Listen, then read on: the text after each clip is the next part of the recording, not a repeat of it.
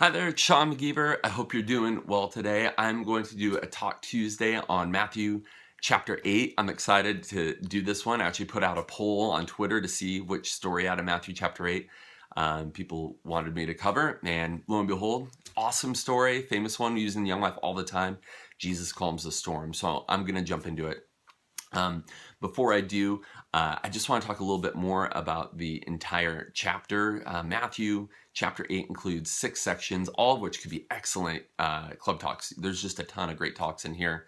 But I'm going to focus on the one that is Jesus calming the storm. But even though we're going to talk about that for a while, this is just another reminder that whenever you want to know and study in depth a passage of scripture, kind of know what's going on in the chapter, what's going on before, what's going on after. This one is important to know too, because leading up to this story are a couple things. First off, we have Matthew 5 through 7, the Sermon on the Mount. So that ends chapter 7, going into chapter 8. Then we have a succession of stories, 1 through 22, verses 1 through 22, how Jesus can heal people. And then there's a big pivot with this story, which then goes into chapter 9, verse 9, where it talks about how Jesus's power extends to be able to stop storms, expel demons, and forgive sins. So there's a pivot here. You got the massive teaching, Sermon on the Mount. Then Jesus comes through, I can heal people. Then this story is a pivot where Jesus also is shown to be able to not just heal people, but then have control over nature and demons and forgive sins. So that's what Matthew's doing here. What Matthew's doing is he is explaining the extent of Jesus's divinity. He is saying that Jesus has unique authority. He's no mere man. And with this, the question that the disciples ask at the end is the actual zenith. It's the apex. It's like the focus of what's going on in this passage, which is the question that we hope everyone asks, and that I hope that you put on those that are listening to you and for yourself, which is, who is this man? So what sort of man is this Jesus? Which is a perfect story and question to ask in a Young Life Club. So here's a little outline for the Jesus calming the storm passage in Matthew 8, 23 through 27. First off, you have the setting, Jesus and the disciples in the boat. Second, you have the challenge or the emergency, which is the deadly storm and Jesus is asleep. Third, you have the request, which is, Lord, save us, we're about to be destroyed. Fourth, you have the solution, which is even though you have little faith and you're totally scared, the storm is calmed. And then fifth, you have the response, which is really the focus, which is the disciples saying, what sort of man is this? Now, I'm going to just do a little soapbox moment. I apologize in advance. This might not be all that important, but to me, it's super important. Please recognize that this story is very clear about the main point of the story, which is that Jesus's power extends even over nature. It's about Jesus's divinity. The natural and correct interpretation of this passage is to ask, who is this man? What sort of man is this? It gives us the exact point that it is trying to make there. So, while it is okay to eventually ask, what is your storm? Like we often do in a lot of Young Life talks, I've heard it a million times. Recognize that is not the point of the story. The point of the story, and please, if I can ask you, don't have it be the point of your club talk, is to focus upon the story. What is your storm? You can eventually ask that, but don't make that the main point, because that is not the main point of the story. When we do that, we make the passage about, or mostly about, our storm. Then we make it not about Jesus. And in doing so, we are distorting the gospel into an individualistic, self-centered, kind of self-help talk that short circuits evangelism and discipleship. And I know that sounds a bit intense, but I normally don't do this, but I just really want to say that. And here's one reason why. We are painting a false picture of what it means to follow Jesus. If you've been walking with Christ for a while, if you're a mature disciple in Jesus, you know that Jesus doesn't calm all of our storms. Our hearts are broken when he doesn't answer our prayers and things don't go the way that we even think God should be doing them. But what Jesus does promise us, and ask someone who's been following Jesus for a while through those ups and downs, is that Jesus does promise that he will be there with us in the midst of our storm. Jesus doesn't always calm our storm, but he promises to be with us in our storm. And I think that that's a message that we want to pass along as we're pointing people to Jesus and saying, this is what it looks like to follow Jesus. I want to paint a realistic picture of what following Jesus looks like. Jesus is Emmanuel. He is God with us.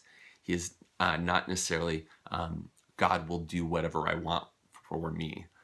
That is a different type of gospel that the Bible doesn't teach. End of soapbox story. I apologize. Okay, getting back to the main point. Main points, I think you got to ask them, you got to make the focus, what sort of man is this?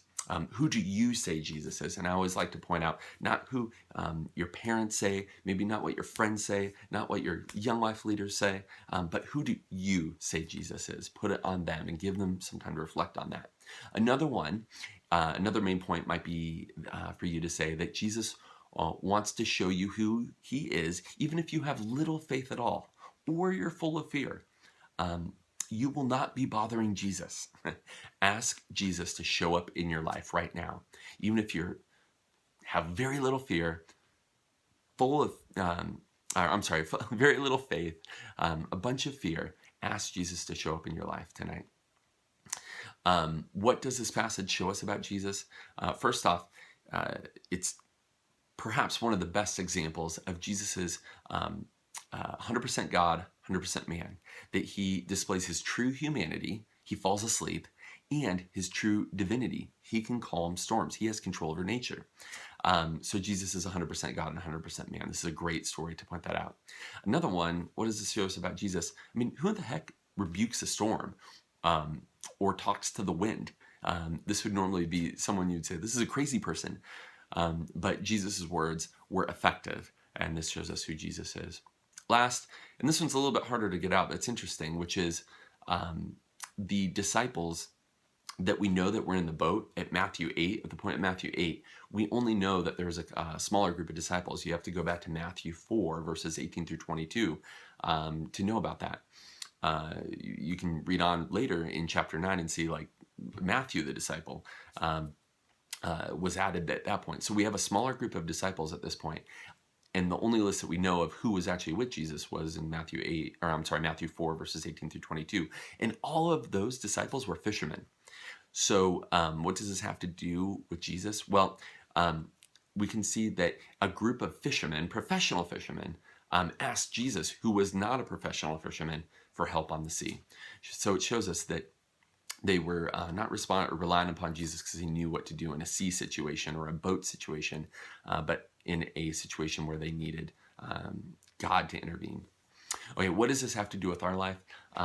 Once again, going back to earlier in the passage, or in the chapter of Matthew 8, Jesus isn't only needed by lepers or paralyzed people or sick people, which are the people that he helped before, and that's wonderful, but also by healthy people. Jesus is needed by healthy people, even healthy disciples. And so this is Jesus's interaction with healthy people who still need Jesus's power in their life. Also, what does this have to do with our life? Well, little faith is still real faith. The disciples' little faith still get Jesus' saving response. So here's an example. If you feel like you have little faith, Jesus still shows up in that. Little faith is still real faith. Also, Jesus doesn't say that fear is bad. It says that they're fearful, that they're nervous. In fact, fear might lead us to experience Jesus's power. Okay, a couple technical details and illustration, and then I'm done. When it talks about the boat in verse 23, in 1986, a group of archaeologists actually uncovered a boat in the Sea of Galilee and discovered it, and we found out how big they are and actually what it looks like. It's in a museum in Israel. I included a link to a video where they talk about it.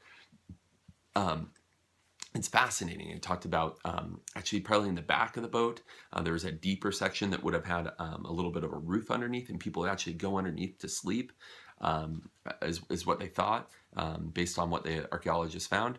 It's likely that that's where Jesus was at, kind of in a little cubby hole, and that's maybe why he could sleep a little bit better, fall asleep. So anyway, look at the video, check it out. That's fascinating stuff. Also, when it talks about disciples, like I mentioned before, it was probably a smaller group of disciples that are mentioned in Matthew 4, 18 through 22. Now, when it talks about a great storm, Matthew chooses to use a really interesting word there. He doesn't actually use the word that would be for like a storm. He could have used that word. He specifically uses the word for an earthquake, which is bizarre. You don't have an earthquake on the sea. in the Greek word is seismos, where we get like seismic activity, the like Richter scale, all of that for an earthquake. It's actually, technically in Greek, it's called a mega seismos. It's like a huge earthquake is what Matthew is saying is happening there. And so I think there's a couple of reasons why, but probably the one that is most relevant is to point out the incredible severity of the storm and the danger of the storm. That they're going to die. It's an incredibly dangerous storm. I'll also just point out that the only other two times that Matthew says that this occurs is when the earthquake at the cross, and also the earthquake that happens at the resurrection in verses 27:54 and 28 verse 2. Two more things. When it says, Lord, save us, we are perishing, in Greek, it's actually just three words: Lord, save, perishing. And so there's like a staccato kind of like boom, boom, boom, Lord, save, perishing, that just points to probably how intense it was, yelling these words out. This wasn't a conversation. This was a plea and cry for help. Then in verse 26, it talks about that there was a calm. What does it say there? I rebuked the wind and the sea, and there was a great calm. This word would have meant flat, still waters. And technically, the wording there is mega calm. And so you have the contrast between mega earthquake and now it's mega calm. I know that sounds like some crazy Valley Girl talking, if you even know what a Valley Girl is, but the contrast is stark there, and purposely worded in that way to show the contrast between what it was and then what Jesus did. All right, last here, this went away. I'll show a picture of my family in the background because they're awesome. But possible illustrations, then I'm done. First off, like always, I go through and I circle in a passage all of the kind of props or tangible items that you could have. So in this story, there's a boat, and there's a storm, and there's sea, and there's waves, and there's calm. If I were you, I would look for a little boat, or maybe just an inflatable boat or whatever, to try to illustrate that. Bring in some water in a bucket, throw it around. In the sea, in fact, I'll post a sound file that I use when I tell the story, and here's how I use it. All right, my phone turned off in the middle of this video, so I'm back. Anyway, I was talking about how I use a sound clip to be able to illustrate this talk. And what I do is, after I've explained the story, I usually read a sentence or from the passage in the Bible, and then I'll explain it. And that kind of, to go through all that, takes a few minutes. But then I'll say, hey guys, in case you weren't paying attention, look up from your phone. I want to just talk to you for a minute or two, and in case you missed it, help you capture what happened in this story. And I'll have someone in the back who's handling the sound for club start to play this audio clip of the background noise of a storm at the sea. And they'll start really quiet and it'll get really loud. I'll start reading just the passage. I'll try not to add anything else. I'll start whispering it really quick. And then by the end of it, it was a crazy storm and Jesus said, be still. And then their job is to right then to hit pause or turn the audio all the way off so that it captures what Jesus did. So just basically using an audio file of a sound clip of a huge, massive storm. I have a clip of it in the sheet here that you can use to help illustrate that point. The last thing, I don't know if you'd ever use this in a clip, but you could use a clip from like the movie like The Perfect Storm, or a different clip of a boat going through something crazy. I actually have 2 links on the sheet if you want to use it. So anyway, sorry the phone died, or my video camera thing died at the end here, but I hope you have a great week with your club talks, and that you can just build upon this and make them even way better than anything that I can come up with or any ideas I have. So talk to you later. Enjoy.